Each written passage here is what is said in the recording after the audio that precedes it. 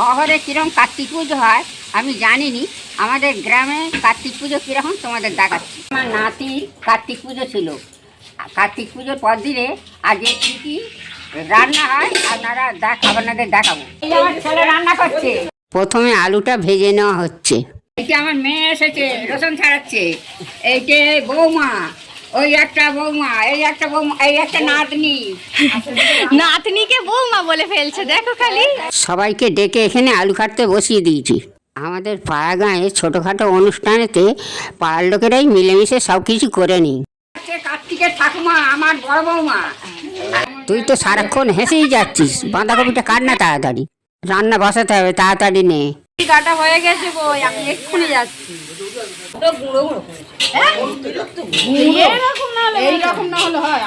অনেকদিন পরে আমি বাপের বাড়ি এসেছি। আমি তো দূরে থাকি বলে মার হাতে রান্না করে দিতে পারেনি, সেই কারণে আজ এসছি। মার হাতে রান্না আমি খাবো, মাংস রান্না। আচ্ছা ঠিক আছে, আজকে মাংসই রাঁধবো আমি। তুই তো আসিস নি, ওরা থাকে, ওদের জন্য রেঁধে রেঁধে খাওয়াই। এখন এখানে ডাল চাপানা হয়ে গেছে। গৌরী তুই গরম গরম লুচি ভেজে ওদের খেতে দে। সকালের টিফিনের জন্য আত্মীয় স্বজন আছে, এই লুচি ভাজা হচ্ছে। লুচি ভেজে টিফিন দেওয়া হচ্ছে ডাল তরকারি দিয়ে। তুমি মুড়ি খাচ্ছ কেন? রাঁধতে হবে, মুড়ি খাবো নি, খেয়ে নেই দুটো। না, সবাই তো লুচি খাচ্ছে না, সেই জন্য এখানে। আমার দাঁত নেই, লুচি খেতে পারবো নি। ও, তুমি লুচি খেতে পারবে না? তাহলে টিফিনটা করতে আজ অনেক দেরি হয়ে গেল। সকাল থেকে আজ কত কাজ, এটা ওটা করতে মেয়েদের দম বেরিয়ে যাচ্ছে। কখন আর কি করব, ঘর যোগে আজ অনেক কাজ। এটা সেটা জোগাড় করতে করতে দেরি হয়ে গেলে রান্না করব আর কি করে। সেই জন্য রান্না বসিয়ে দিয়ে তবে টিফিন করা হবে। এদিকে আবার লোক কুটুম সব এসে যাচ্ছে।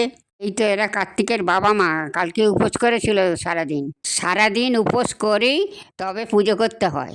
এবার পেঁয়াজ কাটছি, মাংস বসাবো।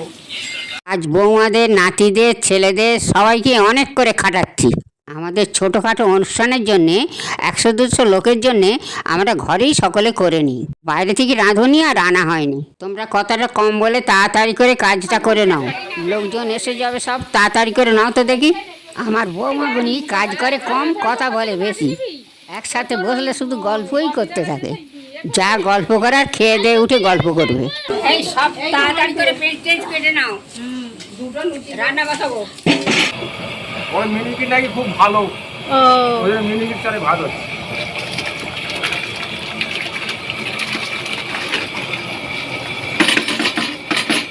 খেলে দিন, লোকজন খাবে, দেরি হয়ে যাচ্ছে। হ্যাঁ রে, ভাতটা ওদিকে বসানো হয়ে গেছে। গণেশ কখন চাল ধুতে গেছে, এখনো আসে না শোনো। না না, এসে গেছে, এসে চাল চাপিয়েও দিয়েছে আর আরেকটা ওভেন জ্বালিয়েছে। চলো মাংসটা বসিয়ে দেবে। চল দেখি তবে মাংসটা বসিয়ে দিই। আজকে মাংসটা খুব জমিয়ে রাঁধবো।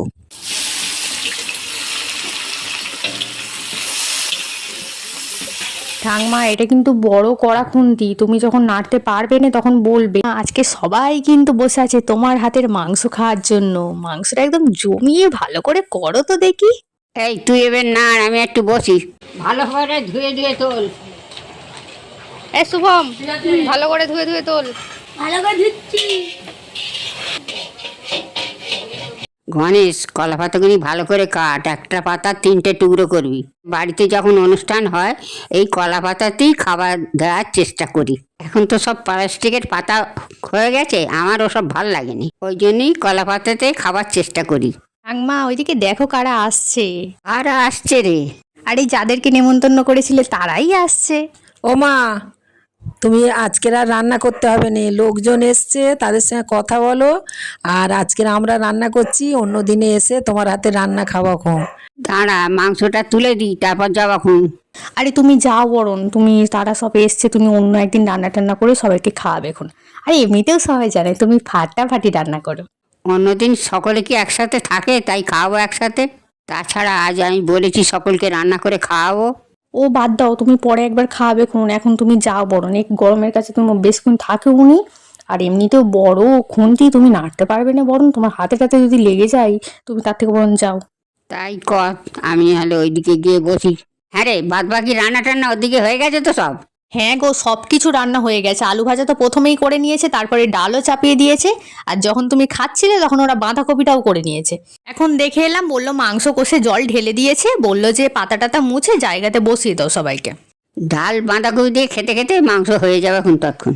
কলা পাতার উপরে গরম ভাত ফেললে কি সুন্দর একটা সৌবাস ছাড়ে, কিরম ভালো লাগে। আরে তোমার ভালো লাগে বলেই তো তুমি বলেছো যে আজকে কলা পাতাতেই সবাইকে খাওয়াতে হবে, আর সেই জন্যই তো সকলের জন্য কলা পাতার ব্যবস্থা করা হয়েছে।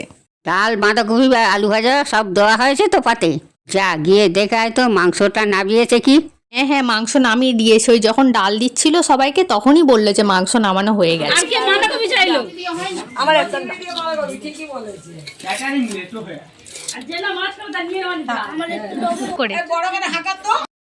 সবাইকে ঠিকঠাক খেতে দাও, সবাই ঠিকঠাক খাচ্ছে কি দেখো।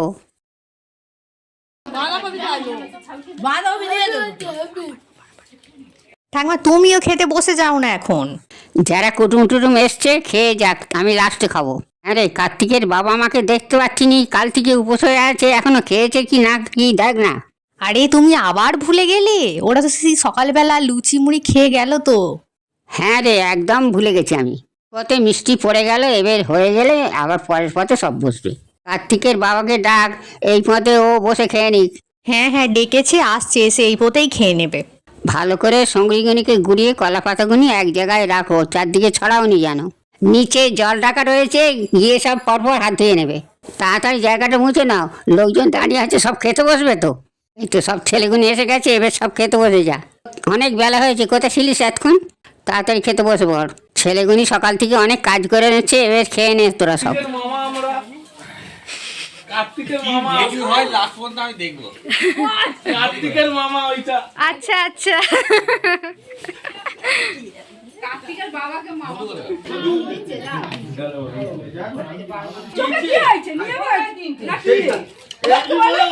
নিচে বললো উপরে আর সেই নিচে বলছে উপরে আমার সেই নিচে খেতে হবে। দেখলে তো আমাদের গ্রামের কার্তিক পুজো কেমন হয়। এখনের জন্য এতটুকু, আবার পরে দেখা হবে।